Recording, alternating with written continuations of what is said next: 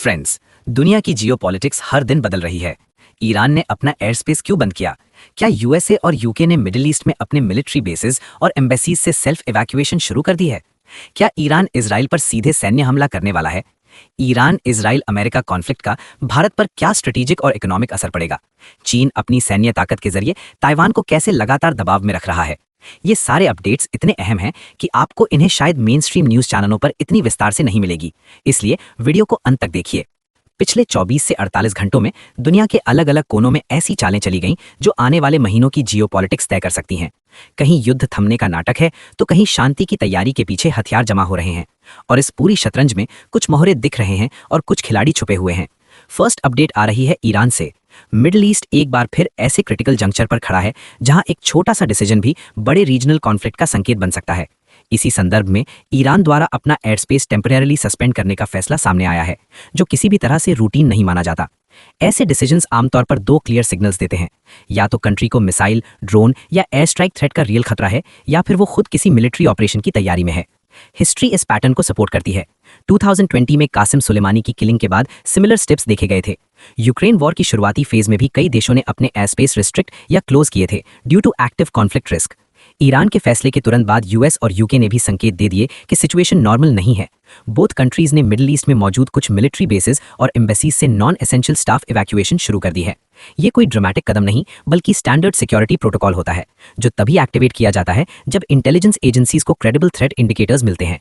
ये क्लियरली दिखाता है कि वेस्टर्न पावर्स इस पॉसिबिलिटी को इग्नोर नहीं कर रही हैं कि सिचुएशन डायरेक्ट कन्फ्रंटेशन की ओर जा सकती है। इसी बीच कई देशों ने, इंक्लूडिंग इंडिया, ने अपने सिटीजन्स के लिए ट्रैवल एडवाइजरीज जारी की हैं। ईरान, इराक, लेबनान और गल्फ रीजन की यात्रा को लेकर वार्निंग्स दी जा रही हैं। एयरलाइंस ने ईरान इराक एयर कॉरिडोर, जो मिडिल ईस्ट का की एविएशन रूट है, उससे दूरी बनानी शुरू कर दी है। जैसे ही गल्फ रीजन में टेंशन बढ़ता है, एनर्जी मार्केट्स इमीडिएटली रिएक्ट करते हैं। ऑयल प्राइसेस सर्ज होते हैं, सप्लाई रूट्स रिस्क में आते हैं और ग्लोबल मार्केट्स में वॉलेटिलिटी बढ़ जाती है। मिडिल ईस्ट में कोई भी मेजर कॉन्फ्लिक्ट हमेशा ग्लोबल इकोनॉमिक कॉन्सिक्वेंसेज लेकर आता है।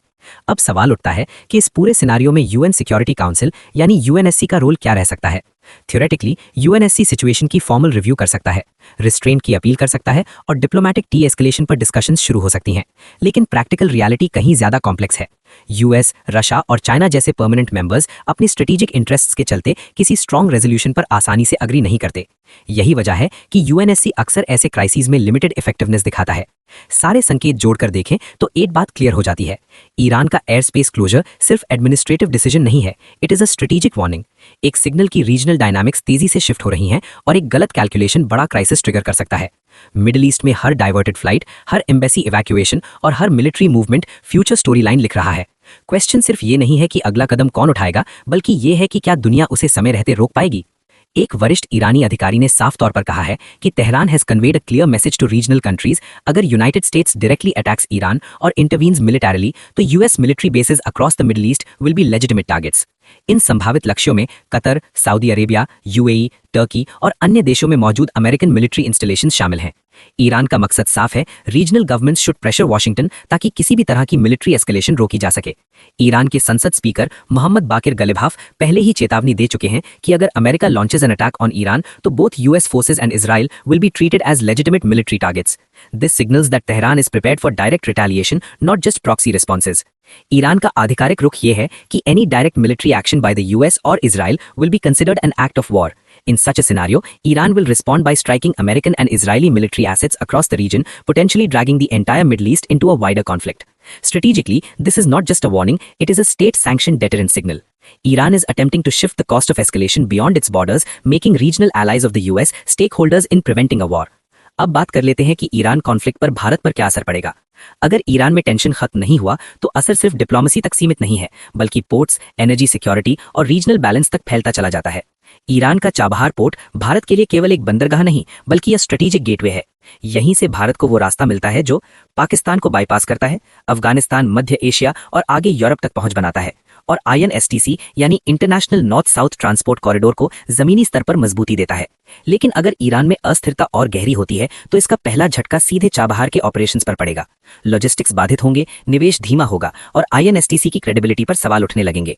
इसी बीच एक और व्यू ये भी है कि जहां एक शक्ति पीछे हटती है वहां दूसरी आगे बढ़ती है। अगर भारत की ईरान कनेक्टिविटी कमजोर हुई तो चीन अपने बेल्ट एंड रोड इन्वेस्टमेंट को ईरान में और आक्रामक बना सकता है।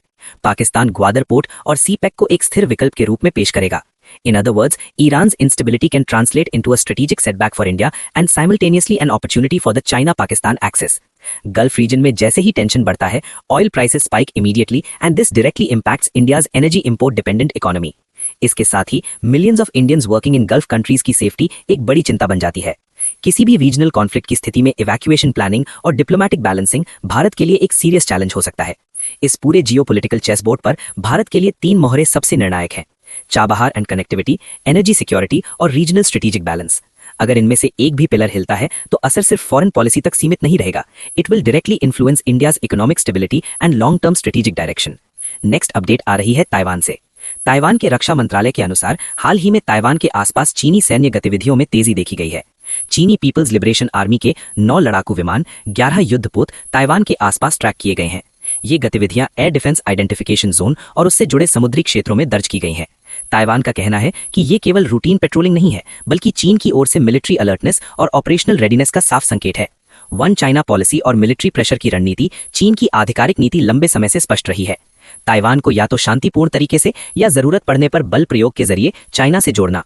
पिछले 5-6 वर्षों में पीएलए की एयर इंकर्जन्स और नेवल एक्टिविटीज तेजी से बढ़ी हैं। विशेषज्ञों के अनुसार ये कदम सिर्फ सैन्य अभ्यास नहीं, बल्कि ताइवान पर लगातार मनोवैज्ञानिक और स्ट्रेटेजिक दबाव बनाने की नीति का हिस्सा है। यानी संदेश साफ है कि चीन ताइवान को यह दिखाना चाहता है कि वो हर समय सैन्य और रणनीतिक दबाव बनाए रखने की क्षमता रखता है, जिसे प्री वॉर प्रेशर एनवायरनमेंट कहा जाता है। इस पूरे समीकरण में अमेरिका एक निर्णायक भूमिका निभाता है। अमेरिका ताइवान को हथियार और सैन्य सहायता प्रदान करता है और इंडो पैसिफिक क्षेत्र में फ्रीडम ऑफ नेविगेशन पर जोर देता है। इस रणनीति का सीधा असर यह है कि चीन इसे अपने आंतरिक मामलों में इंटरफेरेंस मानता है और चीन अमेरिका टकराव की आशंका लगातार बढ़ती जाती है। विशेषज्ञों के अनुसार ताइवान का मुद्दा अब केवल चीन ताइवान विवाद नहीं रहा, बल्कि ये महाशक्तियों की स्ट्रेटेजिक प्रतिस्पर्धा का केंद्र बन चुका है। यही कारण है कि ताइवान के आसपास की हर सैन्य गतिविधि आज पूरे इंडो पैसिफिक संतुलन को प्रभावित करती है। हर बीतते 24 घंटे के साथ दुनिया की जियोपॉलिटिक्स एक नए मोड़ पर पहुंच रही है। कभी दशकों पुराने समीकरण अचानक बदल जाते हैं, तो कभी कल तक के सहयोगी देश आज एक दूसरे पर दबाव और ब्लैकमेलिंग की रणनीति अपनाने लगते हैं। आज का ग्लोबल पॉलिटिक्स किसी शतरंज की बिसात से कम नहीं है, जहां हर देश अपनी चाल इस सोच के साथ चलता है कि सामने वाले को कैसे कमजोर किया जाए और खुद को कैसे आगे रखा जाए। हर दिन दुनिया की जियोपॉलिटिक्स बदल रही है, अलायंसेस टूटते हैं और कल तक के दोस्त आज राइवल्स बन सकते हैं।